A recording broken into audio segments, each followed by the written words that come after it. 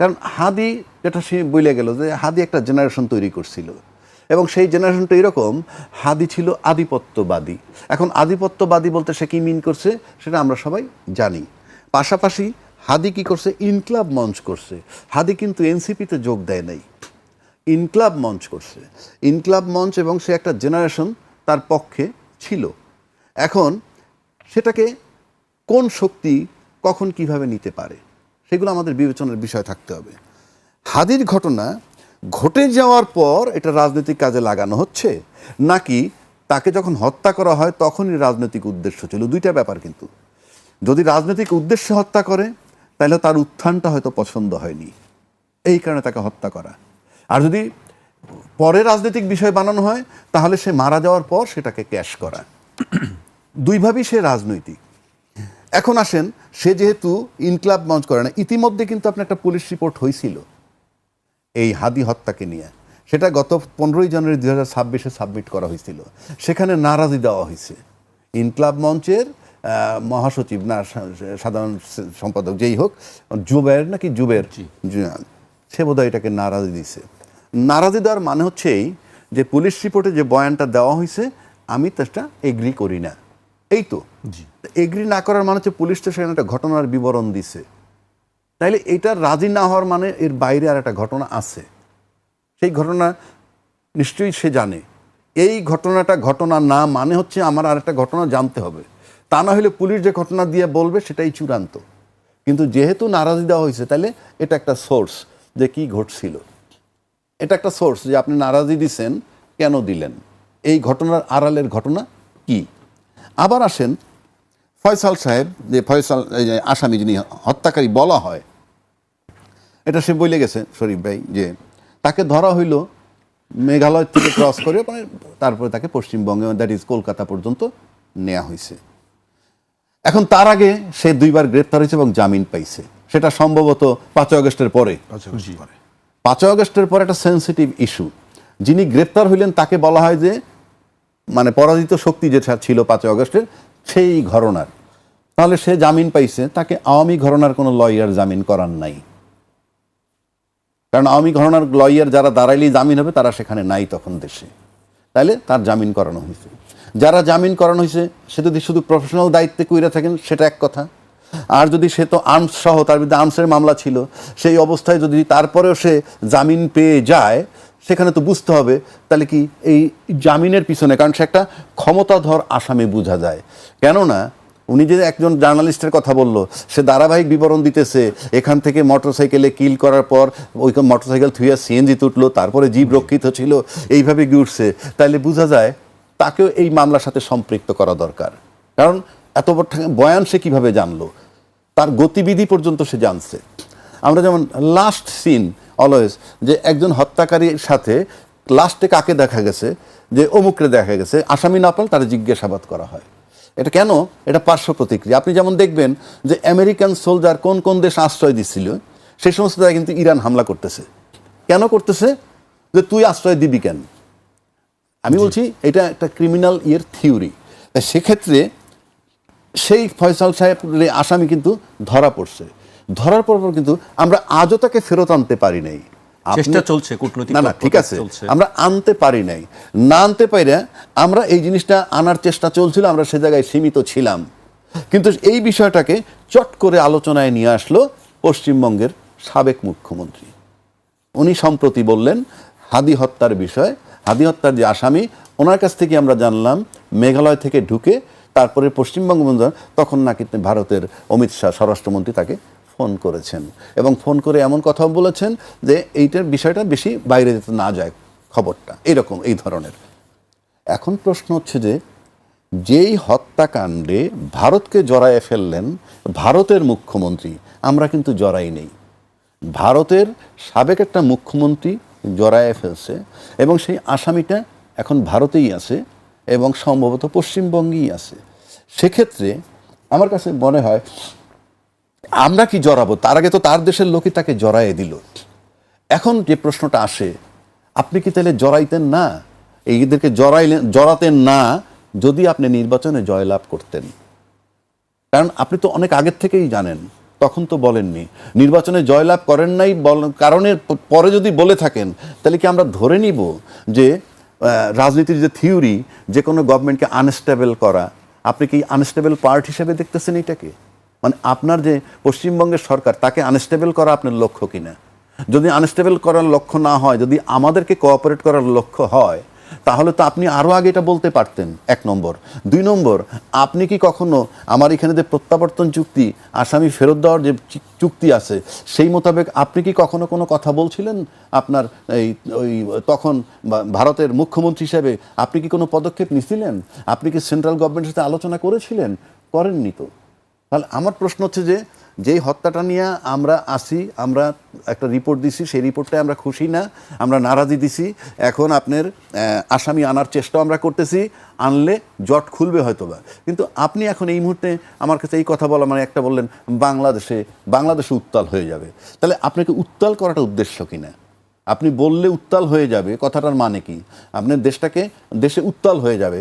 আপনি যদি সত্যের পক্ষে থাকেন, ন্যায়ের পক্ষে থাকেন, তাহলে তো বহু আগেই আপনার স্টেপ নেওয়া উচিত ছিল যে বাংলাদেশের সাথে যে চুক্তি আছে, সেই চুক্তি মোতাবেক আসামিটাকে দিয়ে দেওয়া হোক। সেটা তো, সেই স্টেপটা আপনি তখন নেননি। এখনও আপনি বলতেছেন অমিত শাহ কী বলছে সেটা বলেননি, বললে পরে উত্তাল হয়ে যাবে। মানে এটাকে আমরা কীভাবে নিব? আসলে আমাদের এই আঞ্চলিক রাজনীতি বলেন, আমার দেশের রাজনীতি বলেন, আমরা সব জায়গায় না আস্থাহীনতার জায়গায়। শরীফ ভাই যেটা বলছিলেন যে মমতা ব্যানার্জির স্ট্যান্ডবাজি, এটা কি সেরকম? আমি তো স্ট্যান্ডবাজি কথাটা তুমি বলছিনি তো, একই কথা তো আমি রিপিট না করে আমি একই জিনিস বললাম যে আপনি তখন বললেন না কেন? বা আমার যে চুক্তি মোতাবেক ফেরত দেওয়ার কথা আসামি, সেটাও তো আপনি স্টেপ নিতে পারতেন। আমরা তো এইসব বিষয়ে আপনার মুখ থেকে কোনো কথা শুনিই নাই, এখন শুনতেছি। এখন যেমন আমার এখানে শুনতেছি যে জামাতের আমির সাহেবের একজন পিএসের নাম পাওয়া গেছে। সেটা কোত্থেকে? ওমর হাদি তার বড় ভাইয়ের কি ফেসবুক স্ট্যাটাস থেকে তার নাম পাওয়া গেছে। এই পাশাপাশি এই বার্তাও আছে যে ঢাকা 8 আসন যেটা ছিল, সেইখানে সে নির্বাচনের প্রস্তুতি নিতেছিল এবং তার যে একটা জোয়ার হইতেছিল আমরা দেখতেছিলাম, সেখানে অনেকেই সন্দিহান হয়ে গেছে। কথিত আছে এরকমও যে 2 দল তাকে টানাটানি করতেছিল যে কে তাকে গিয়ে নমিনেশন দিবে। বাট ওটা তো ইনফ্যাক্ট মির্জা আব্বাস সাহেবের সিট, এবং তারপর যখন এই টানাটানি একটা কথিত, আমরা দালিলিকভাবে বলতে পারবো না, কথিত যখন ছিল, হ্যাঁ প্রমাণ নেই কিন্তু কথিত ছিল, তা কথিত থাকলে তখন তীর দিয়ে দিল মির্জা আব্বাসের দিকে। উনি নাম বলেন না, আমি বললাম, এবং মির্জা আব্বাস সাহেব তাকে দেখতে গেছিলেন।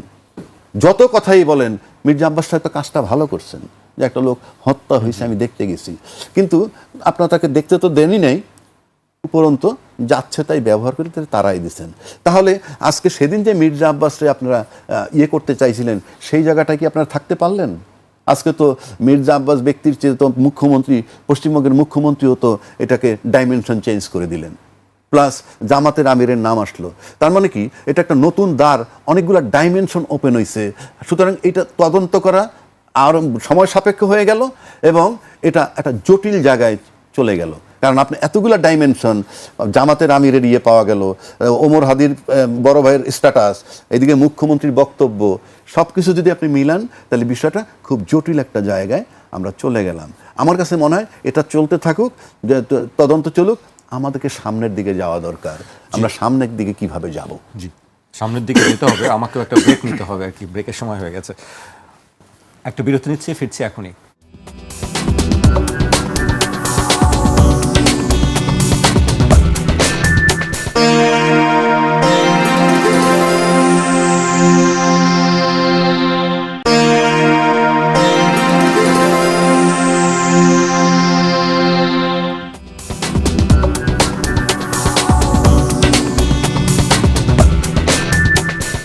বিরতির পর আবার স্বাগত, আপনারা দেখছেন 21 রাত।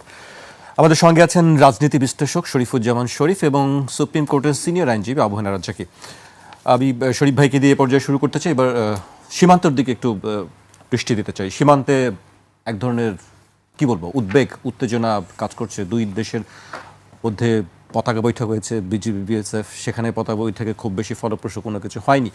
আমরা যে খবরগুলো আছে, বিজিবির যে প্রেস রিলিজ আজকে দেওয়া হয়েছে, সেখানে বলা হচ্ছে যে 10টি তারা পুশিনের ঘটনা বিভিন্ন সীমান্তে, এবং আরও যেসব তথ্য আছে যে অনেক বাংলাদেশি তারা বলছে যে তাদেরকে সেখানে জড়ো করে রাখা হয়েছে, তাদেরকে পাঠানোর চেষ্টা করা হচ্ছে। আমার প্রশ্ন যেটা, বা সবার প্রশ্ন যেটা, যে কোনো ধরনের দুই পক্ষ সরকারের কোনো আলোচনা ছাড়াই, কূটনৈতিক তৎপরতা ছাড়া রাত্রের বেলা কেন তাদেরকে পুশিনের চেষ্টা করা হয়? দিনে কেন নয়? ধন্যবাদ। তার সাথে আগের অংশের দুটো জায়গায় একটু আমি যুক্ত করে দিই। জি।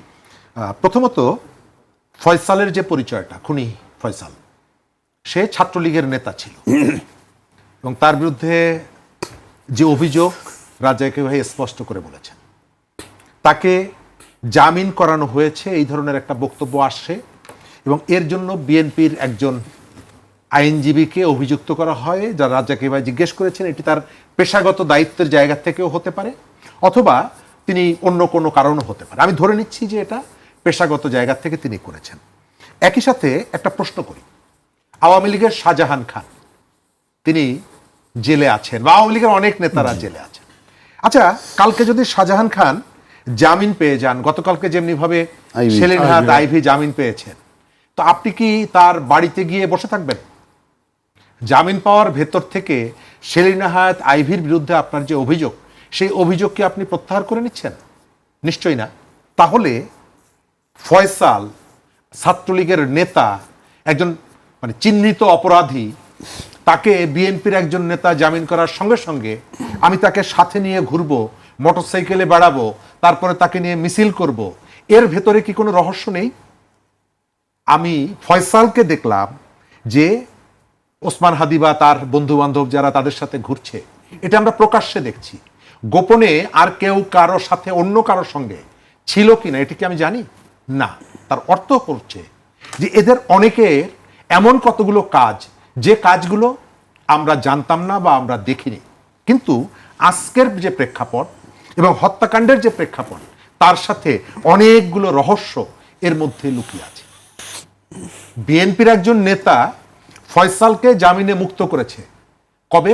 ওসমান হাদির হত্যাকাণ্ডের বা গুলি করার আগের দিন বিকালবেলা না, তা অনেক আগে। তো বের করার সঙ্গে সঙ্গে আপনি তো বলছেন যে আওয়ামী লীগ মানে খারাপ, ছাত্রলীগ মানে খারাপ, ছাত্রলীগ দেখলে পেটাতে হবে। তাহলে ফয়সাল আপনার সাথে কিভাবে ঘুরে বেড়ায়? ফয়সাল আপনার সঙ্গে কেন ঘুরে? এই প্রশ্নটি আমরা কোথাও কোনো জায়গা থেকে করিনি। অর্থাৎ এদের মধ্যে সাদা এবং কালোর একটা অশুভ নেক্সাস যে ছিল, এটা অস্বীকার করা যাবে না। তবে আমরা এগুলো পরিষ্কার করে কখনো জানতে পারবো না। যদি জানতে পারতাম তাহলে এই হত্যাকাণ্ডের ভিত্তিটা আমাদের কাছে পরিষ্কার হতো। আমাদের রাজনীতিতে এই হত্যাকাণ্ডটিকে একটা বিভাজনের জায়গাটায় একটা বড় রকমের বিভাজন তৈরি করবে। আর মমতা ব্যানার্জি এই বক্তব্যের ভেতর থেকে সেখানেও সম্ভবত তরুণদের মধ্যে বলেন বা এই হাদির যে স্পিরিটটাকে যারা ওন করত, তাদের নিজের দিকে টানার কোনো উদ্দেশ্য ছিল কিনা, আছে কিনা আমরা জানি না। রাজাকে ভাই যথার্থ বলেছেন যে যখন এই খুনিকে বা সন্দেহভাজন খুনিকে গ্রেপ্তার করা হয়েছে, তখন মমতা ব্যানার্জি পশ্চিমবঙ্গের মুখ্যমন্ত্রী, তিনি ফেরত দিতে উদ্যোগ কেন নিলেন না? যখন তার সরকার অমিত শাহ বা বিজেপির দ্বারা চাপের মুখে পড়েছে, তখন আধা আধি বললেন, পুরোপুরি কিন্তু বললেন না। সীমান্তের যে ব্যাপারটা বলছেন, সীমান্তে ব্যবস্থাপনাটা এটা ট্র্যাডিশনাল যে রিলেশন, সেই রিলেশনের সাথে যায় না। এর সাথে রাজনীতি, ধর্ম, অনেক কিছু আপনি মেলাতে পারবেন না। যদি পারতেন তাহলে পাকিস্তান এবং আফগানিস্তানের মধ্যে যে সংঘাত, সেই সংঘাতটা কিন্তু একই ধর্মের মানুষ, এবং আফগানিস্তানের যে সরকারটি বসেছে, তাদেরকে ক্ষমতায় বসানোর ক্ষেত্রে সবথেকে বেশি সহযোগিতার অভিযোগ যাদের বিরুদ্ধে, সেই দেশটি হলো পাকিস্তান। অথচ আজকে দুপক্ষ যেভাবে সংঘাত এবং সহিংসতায় জড়িয়ে পড়েছে, এর একটা বড় কারণ হচ্ছে সীমান্ত ব্যবস্থাপনা। আবার আপনি যদি দেখেন তুরস্ক, তার দেশের ধর্মের জায়গায় বিবেচনায় নিয়ে সে তার সীমান্ত কিন্তু আয়লান কুর্দিদের জন্য খুলে দেয়নি। তাহলে কি বাংলাদেশের সঙ্গে ভারতের সীমান্ত নিয়ে কি একটি ঝামেলা বাংলাদেশের সাথে ভারতের যে ভারত সীমান্তে যে আচরণগুলো করছে, সীমান্তকে ঘিরে যে আচরণগুলো করছে, তার মধ্যে তার একটা বড় ভাই সুলভ, প্রভু সুলভ মনোভাব তার আছে। এই যে রাতের বেলায় কেন এখানে নিয়ে আসা হচ্ছে, এর কারণটা আমরা জানি। তারা হয়তো ধারণা করে যে এই সময় আমাদের যে সীমান্ত রক্ষীরা, তারা সম্ভবত ঘুমাচ্ছে, এই সুযোগে আমরা তাদেরকে এপার পুশব্যাক করে দিব, ঘুমাচ্ছে। সম্ভবত এই ধারণাটি রাতের অন্ধকারে দেখা যায় না। কারণ আপনি দেখেছেন যে কিন্তু রাতেও তো শামসুদ্দিন- বিজিবির টহল থাকে, আপনি তারা তো শামসুদ্দিন মানিকের কথা মনে আছে? রাতের বেলা কিন্তু তিনি বেছে নিয়েছিলেন সীমান্ত পার হওয়ার জন্য, ধরাও পড়েছিলেন যেখানে। তার অর্থ হলো এদের মধ্যে সম্ভবত এদের কাছে কতগুলো মেসেজ থাকে, যে মেসেজের উপরে ভিত্তি করে তারা এই কাজগুলো করে। শামসুদ্দিন মানিক সেখানে কিন্তু ঘুমিয়েছিল রাতের বেলায়, ধরা পড়েছে কিন্তু রাতের বেলায়। তিনি সীমান্ত অতিক্রম করার চেষ্টা করেছিলেন, সম্ভবত এই কারণে যে এই সময়টায় নিরাপত্তা ব্যবস্থাটা হয়তো একটু শিথিল থাকে, অথবা বিস্তীর্ণ যে এলাকাটা সব জায়গাটা সেভাবে নিরাপত্তা থাকে না, সেই কারণে তারা রাতের বেলায় সেখানে জড়ো করছে এবং সুযোগ মতো পুশ করছে। একই সাথে এই প্রশ্নটাও আপনাকে আমি করি, আমার দেশ, আপনি কেন রাত 3টার সময় সীমান্ত অতিক্রম করতে যাই? আমি ভারতের এই আগ্রাসী তৎপরতার বিরুদ্ধে আমি অবশ্যই কথা বলবো, 1000 বার বলবো, যে ভারত আর তার সীমান্তের কোনো দিকে গুলি না ছুড়ে, এমনকি পাকিস্তানের সাথে তার যুদ্ধের সম্পর্ক যেখানে, সেখানেও সে এভাবে নির্বিচারে গুলি চালায় না, কেবলমাত্র বাংলাদেশ সীমান্তে সে নির্বিচারে গুলি চালায়, তার 1000 বার সমালোচনা করব। একই সাথে এই প্রশ্নটাও করব যে আপনি এই ঘটনা মেক্সিকো এবং আমেরিকার যে সীমান্ত, সেখানে যদি আমেরিকার সীমান্তে কেউ রাতের বেলায় প্রবেশ করার চেষ্টা করত, আমেরিকার সীমান্ত রক্ষীরা কি করতেন? আর আমরা কেন বারবার এই কাজটা করতে যাই? আমাদের আত্ম উপলব্ধিটা কবে তৈরি হবে? এই যে এটি যে একটা দেশের জন্য আত্মমর্যাদার জন্য খুবই হানিকর, এটিকে আমরা উপলব্ধি করব না? ভারতের সমালোচনাটা আমি করছি, কিন্তু আত্মসমালোচনা, ভারতের লোকজন যেন এটি না শুনলে খুশি হব। আমরা কেন সীমান্ত অতিক্রম করে, আমাদের সীমান্ত কি বন্ধ, সিল করে দিয়েছে? তাহলে রাতের বেলায় আমি কেন সেখানে যাচ্ছি? আর ভারত যে ওপারের যে চোরা চালানিরা তাদের পণ্য নিয়ে আসছে, তাদের কেউকে সে গ্রেপ্তার করছে না, ধরছে না, কেবল গুলি করছে আমার বুকে, আমার ভাইয়ের বুকে। কিন্তু এই প্রশ্নটাও আমার যেমনি তুলতে হবে, একই সাথে নিজের কাছে জিজ্ঞেসটা করতে হবে, আমাদের ভাই ব্রাদারের কাছে জিজ্ঞেস করতে হবে যে ভাই তুমি কেন রাতের বেলায় কেবল সীমান্ত অতিক্রম করতে যাও? ডালমে কুসকালা হয়, শেষ করে দিব এই জায়গাটায়। সরকার অনেক জায়গায় দেখছি বিএনপির লোকজন বেশ এটি নিয়ে উদ্বেগ প্রকাশ করছে, উদ্বিগ্ন। কিন্তু আপনি যখন রাস্তার রাজনীতি করবেন আর আপনি যখন পাওয়ারের রাজনীতি করবেন, দুটোর মধ্যে আপনার প্রতিক্রিয়ার অনেকগুলো ভিন্নতা আপনার থাকতে হবে। আজকে রাস্তায় যারা আছে তারা বিরোধী দল জামাত ইসলাম, তারা পার্লামেন্টে বলবে, তারা বাইতুল মোকাররমের সামনে বলবে, কিন্তু বিএনপির তো সুযোগ আছে, ভারতীয় যে হাই কমিশনার আছে তাকে ডেকে জিজ্ঞেস করা যে তুমি এই কাজগুলো, আচরণগুলো কেন করছো? আপনি গত 3 মাসের যে ঘটনাগুলো ঘটছে, আপনি কি একবারও দেখেছেন যে বিএনপি ইন্ডিয়ান হাই কমিশনারকে ডেকে এই ঘটনার প্রতিবাদ করেছে? তাহলে সে সোশ্যাল মিডিয়ায় এসে তার কর্মীরা, টেলিভিশনে এসে তার নেতারা, এটা এক ধরনের পপুলিস্ট পলিটিক্স। সে পাবলিক সেন্টিমেন্টকে ধরে সে টকশোতে এসে কথা বলছে, কিন্তু তার তো একজন পররাষ্ট্রমন্ত্রী আছেন, তার তো সরকার আছে, তারা তো চাইলে ডাকতে পারে, ডেকে জিজ্ঞেস করতে পারে এই আচরণটা তুমি কেন করছো। সেটি করছে না, তার মানে হলো আপনি সাপও মারতে চাইছেন, লাঠিও ভাঙতে চাইছেন। জি, রাজ্জাকি ভাইয়ের কাছে আসতেছি। সাপ মারতে চাচ্ছে, লাঠি ভাঙতে চাচ্ছে না শরীফ ভাই।